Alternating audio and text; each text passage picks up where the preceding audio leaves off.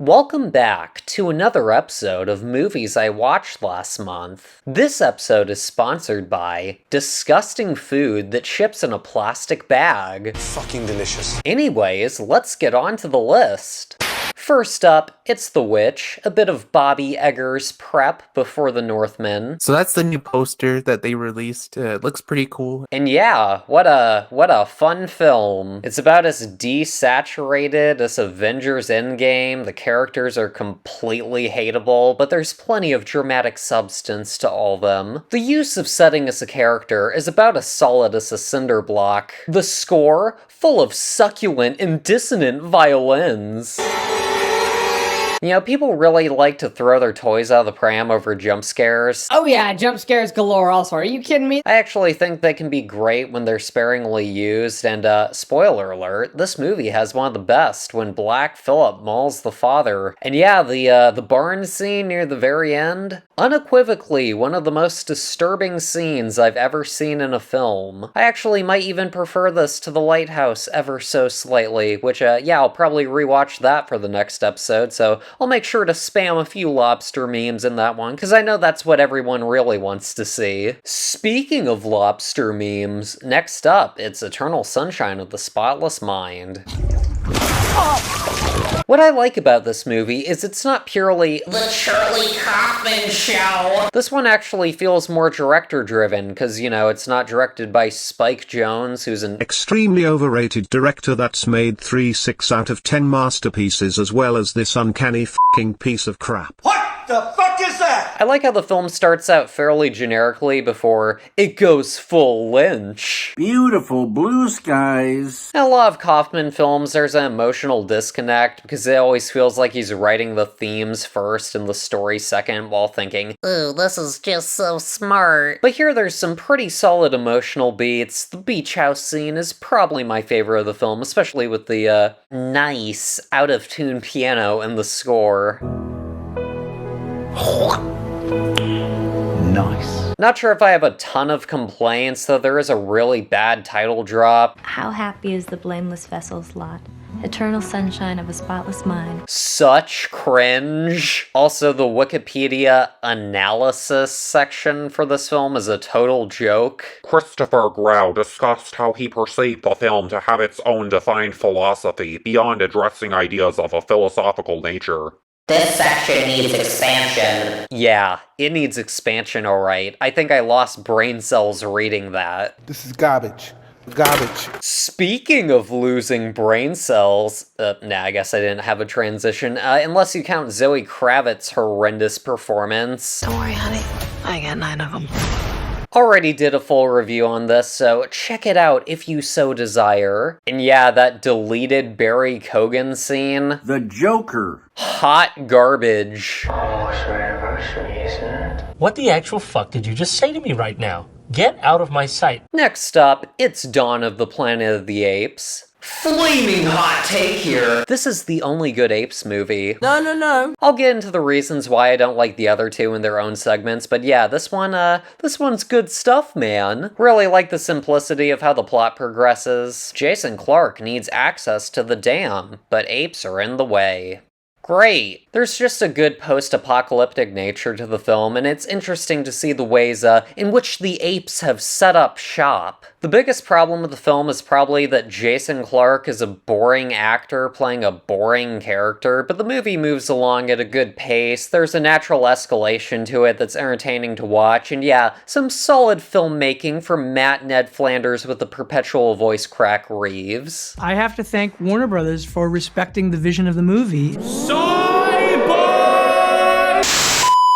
Next up, it's Three Colors Blue. An independent French film. I guess it's technically a movie about grief. Except, you know, it's not some farted out faux art house film with nothing to say. There's a lot more interesting stuff going on, and it's a great character study with the perfect level of subtlety, where you get plenty out of it from scene to scene while watching it, but then start to pick up on more once you think about it later. This connects to this, and this means that. That's that, but it also can mean this. I'm honestly surprised surprised this film hasn't been cancelled on the cesspool that is Letterboxd, though, because it's refreshingly a very Christian film, which is sorely needed when all we get is gutter trash like this. Pure flicks, more like pure shite. You know, I was watching the film and waiting for it to end with some ambiguous ending, or for it to tell me how great abortion is or something. So it was certainly a surprise to be sure, but a welcome one, when the film ended with almost the entire chapter of 1 Corinthians 13. Yeah, fuck yeah. Now that's more like it, Mr. Wayne. And it was interesting to see how it was reflected in the film in a lot of different ways in hindsight. I was just watching it and thinking, damn, Jimmy,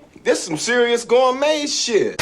Next up, it's LA Confidential, directed by Curtis Hanson. More like Chris Hansen. Ew, Brody. Why don't you have a seat right over there? This film had been on my watch list forever, and yeah, it's good. Some really nice shot setups, clean camera work. You know, there's been a lot of cringe comparisons between the Batman and Chinatown recently, but this is actually Chinatown-esque. Same composer, similar setting, similar direction in some ways. So yeah, very solid on a technical level. Great on a technical level. What's this? The story is decent, but a bit dragged out. Like, there was a point where I thought I was getting near the end, and then I realized there was 45 minutes left. What? It's a beefy runtime.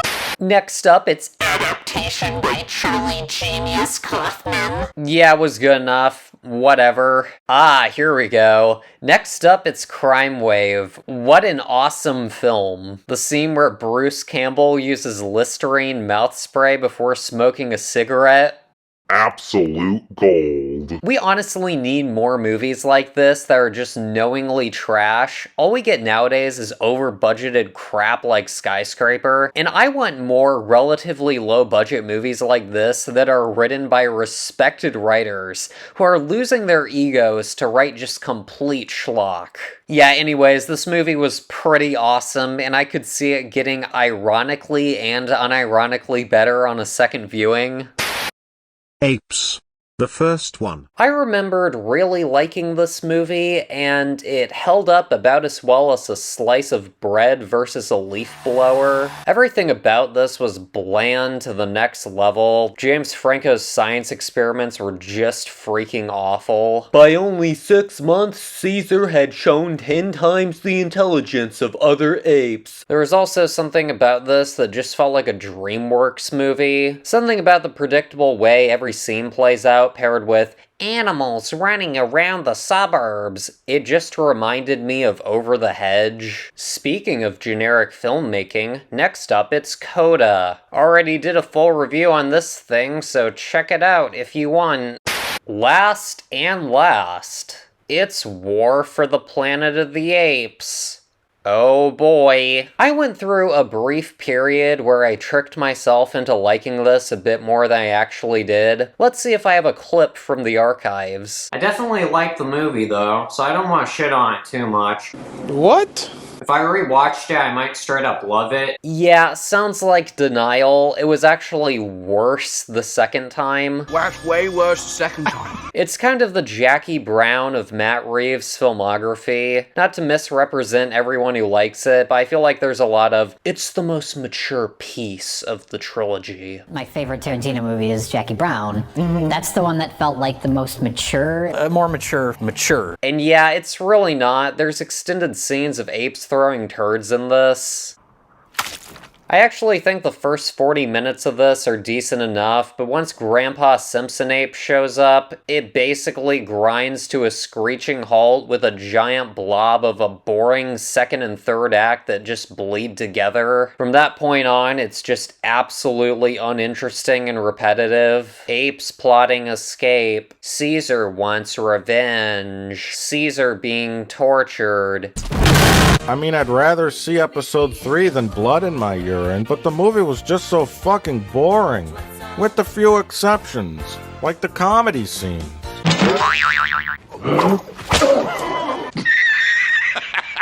I don't think Matt Flanders intended it to be one of the funniest scenes of the last 10 years, but it kind of was. There's also just such an awkward energy to Woody Harrelson's character in almost all his scenes, and they were just so unintentionally funny. It's like the part where the dolls in Caesar's cell, and it's just so bleeding obvious the way the scene's gonna play out, and he just says, "What is this? What is this?"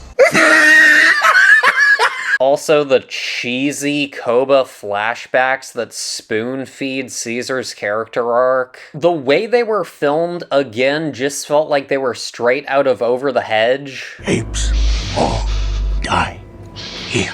Moon's full, RJ. See you in the morning.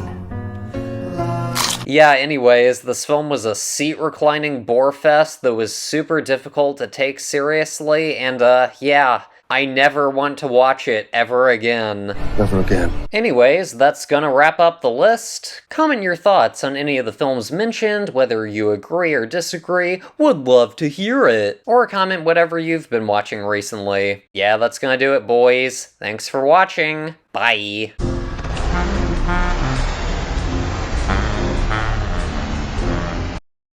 So that's the new poster that they released. It has all the characters on it, of course. Shinji, Rei, Asuka, Mari, and Karu. They're like on a beach or something. I don't know what that's about.